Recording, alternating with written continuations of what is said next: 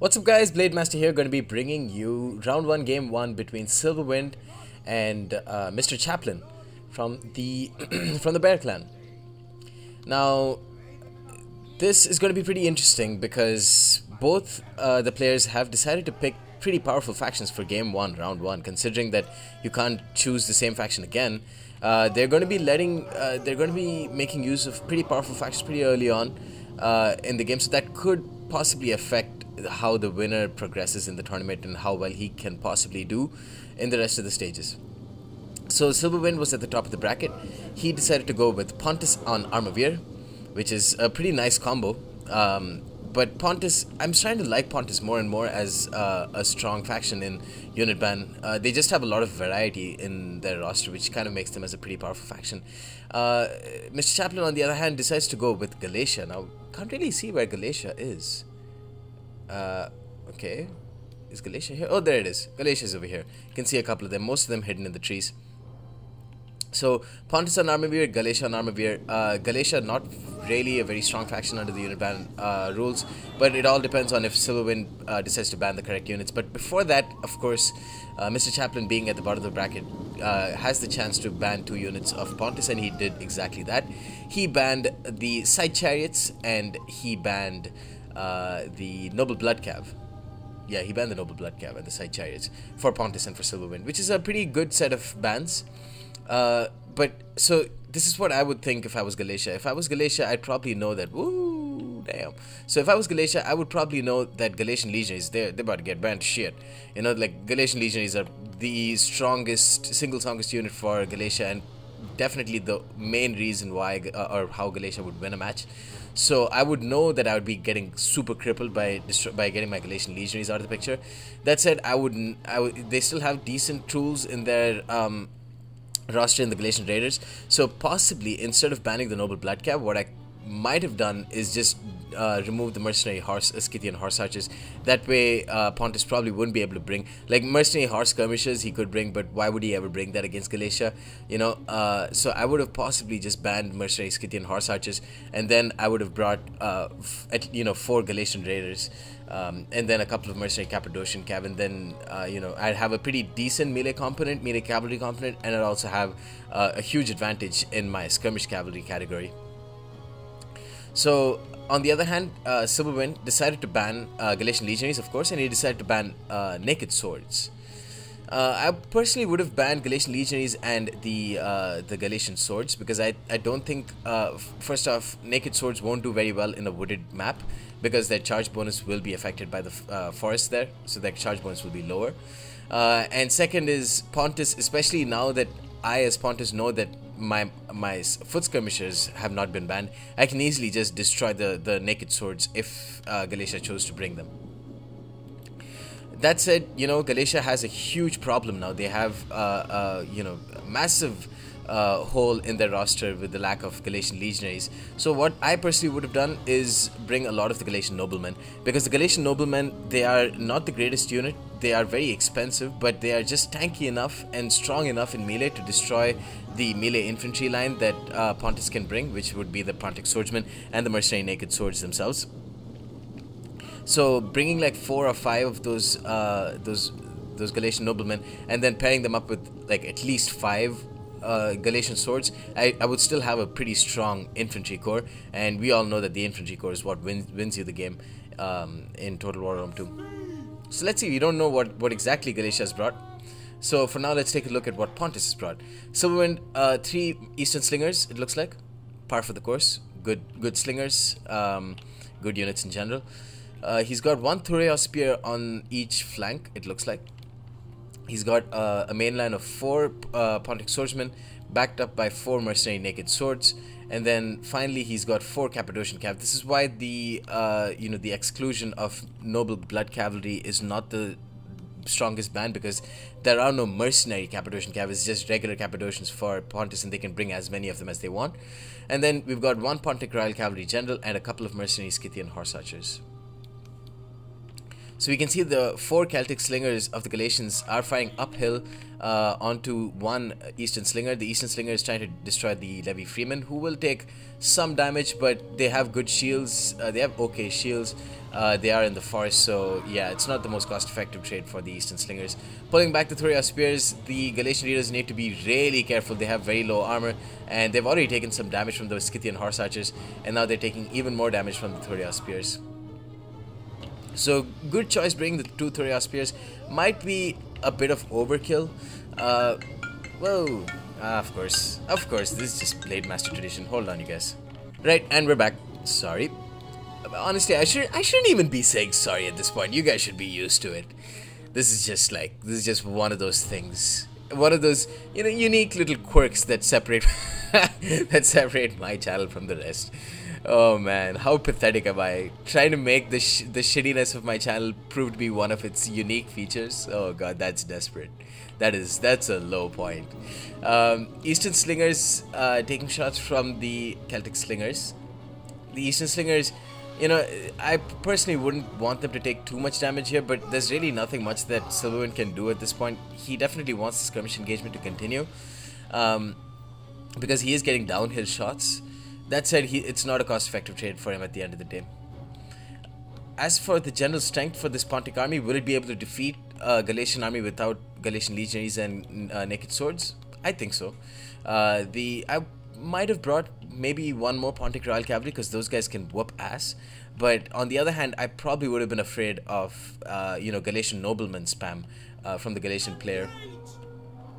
But you know, if he's ballsy enough to bring 4 Cappadocian Cav, I might have just brought, you know, another Pontic Royal Cavalry, because the Cappadocian Cav are great, but they just lack the pure strength of Pontic Royal Cav. The Pontic Swordsman, very nicely done here by Silverwind, protecting his Eastern Slingers and then catching some of the Levy Freeman while they're retreating, and also letting the Levy Freeman waste one of their precursor javelins on the relatively not so important Pontic Swordsman, instead of, you know, say a Cappadocian Cav or a Pontic Royal Cav or even the Mercenary Naked Swords.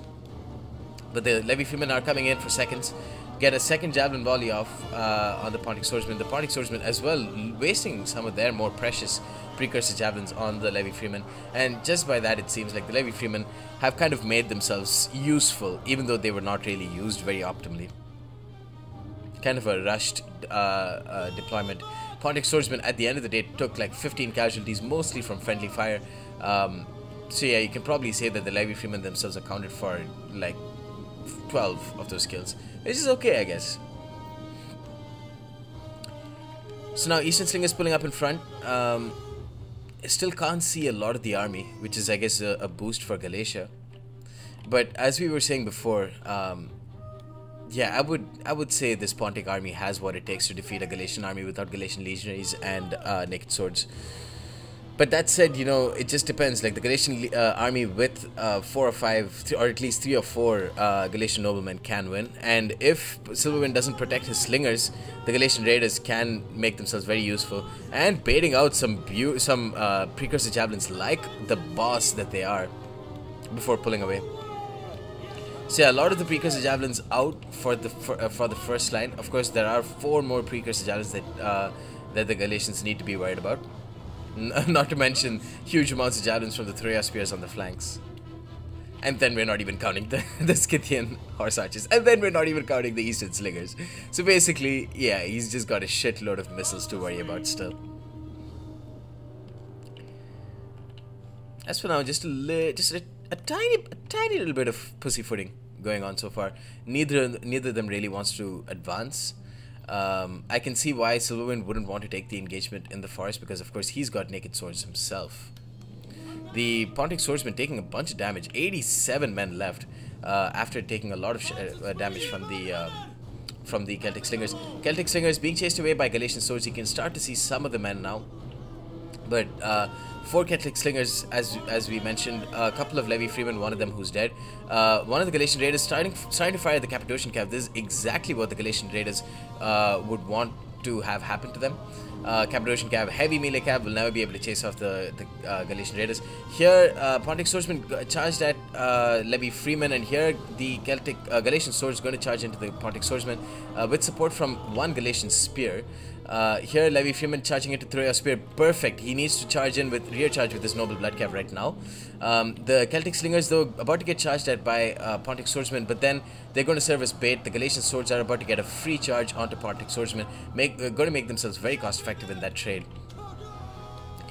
Kind of hard to see exactly what's going on. The Galatian Swords will trade very cost effectively against the Pontic Swordsman, especially that one Pontic Swordsman that didn't really get a proper that got destroyed by the Celtic Slingers before.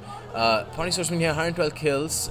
The Mercenary Naked Swords getting 61 kills, destroying most of the Celtic Slingers. But in extended melee, they won't do well, and the Celtic Slingers should probably start firing at these Mercenary Naked Swords.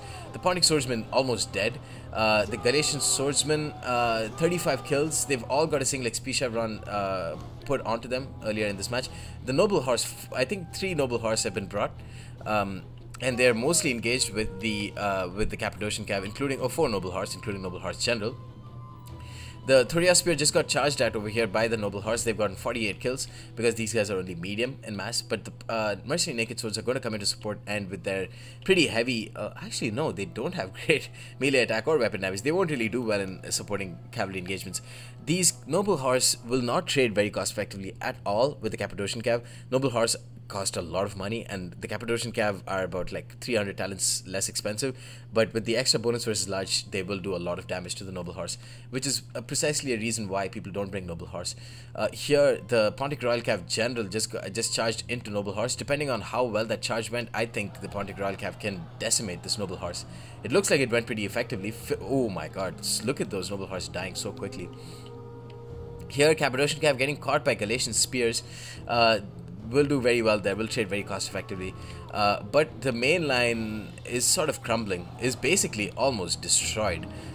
Mercenary Naked Swords in frenzy, just getting slaughtered by Celtic Slingers, but managed to make it into them. The Galatian Noblemen just got attacked in the rear for somehow, but 27 kills against Mercenary Naked Swords. Only 1 Galatian Nobleman brought, and I think like 3 or 4 Galatian Swords brought, and he spent most of his money on Noble Horse, which is definitely not the way to go, because I think he maybe might have forgotten about the fact that there are Cappadocian Cav that can be brought by Pontus. But where are the Galatian Raiders? 1 Galatian Raider destroying, raiding and pillaging this Eastern Slinger right here. They're about to decimate this Eastern Slinger as well. Wow, that sneaky screenshot grab though. And going to destroy this Eastern Slinger, but all in all, you know, the main line is crumbled far too quickly for these Galatian Raiders to make their presence felt by rear charging the Pontic Swords.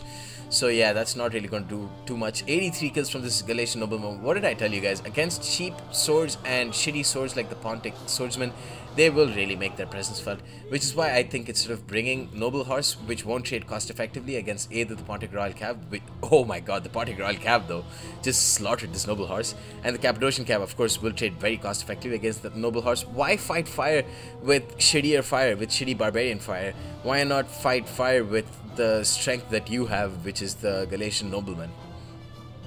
Is my question. 137 kills on the Galatian Raider here, but the other Galatian Raiders, I think he brought like 3. I think 2 of them got destroyed, which is also a big part of why Galatia is about to lose this match.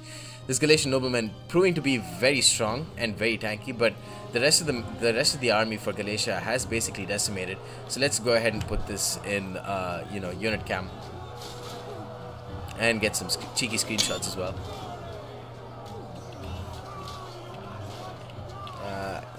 Yeah, let's I need... Oh yeah, costly victory. Wow, army losses. Yeah, let's take a look. 4 Galatian Swordsmen, 3 Levy Freeman, couple of Galatian Spears, and 1 Galatian Nobleman. Look at how well the Galatian Nobleman did at the end of the day. It was just that he brought the wrong... everything else was wrong. I wouldn't have brought 4 Noble Horse. Max 2, and I would have definitely brought 2 Cappadocian Cav as well. And yeah, I would have brought... Let's see how many units you can... How many Galatian Noblemen you can field reasonably. Galatia. Funds large. Okay, thank God. Let's see. 1, 2, 3. I would have definitely brought a Galatian Nobleman General. Let's see, with 3 or 4 and a couple of Cappadocian Cav, a couple of Noble Horse for numbers, and then we still have money for 3 Galatian Raiders. We don't have much money left though, so let's see. I'd probably want to bring at least 5 of these guys, and I'd want to bring 3 slingers. Let's see, we have 1070 left. And then I'd want to bring a couple of Levy Freeman. And one more. Yeah, that doesn't work. 1, 2, 3, 4. Maybe remove one of these Galatian noblemen. Remove one of these guys and bring a couple of these guys. Ah, god damn it. The noble horse is just so expensive and so not worth it. Then why fucking bring them in the first place? Don't bring them. Maybe even go mercenary Syrians, but then no, Pontus has got so much cavalry that they're bound to get destroyed.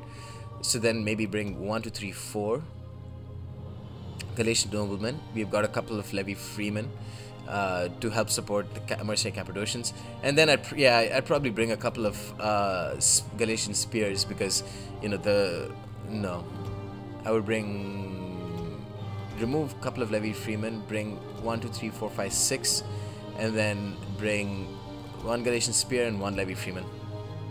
And I wouldn't use the Levy Freeman as charge bait or anything. I'd simply use them to support the cav fight. 3 Galatian Raiders, keep them for late game, mid game. Just don't rush them out against the mercenary Syrian horse archers or Scythian horse archers.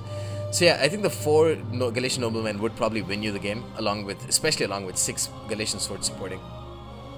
So yeah, guys, that's the end of the first game. Let's see if Chaplain can bring it back in game 2. You guys stay tuned. Peace.